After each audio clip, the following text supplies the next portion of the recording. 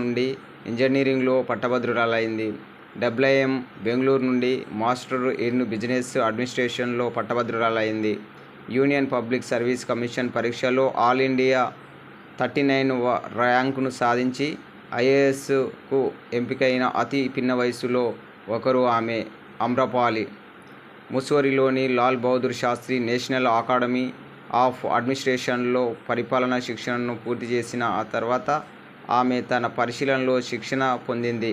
ఆ తర్వాత ఆమె ముందుగా వికారాబాద్ సబ్ కలెక్టర్గా పనిచేసి ఆ తర్వాత స్త్రీ శిశు సంక్షేమ శాఖ హైదరాబాద్లో పనిచేశారు.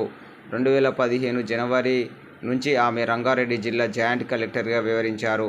ఆ తర్వాత 2016లో తెలంగాణలో కొత్త జిల్లాల ఏర్పాటుతో ఆమెకు పదోన్నతి కల్పిస్తూ వరంగల్ అర్బన్, వరంగల్ రూరల్ జిల్లాల కలెక్టర్గా పనిచేసింది.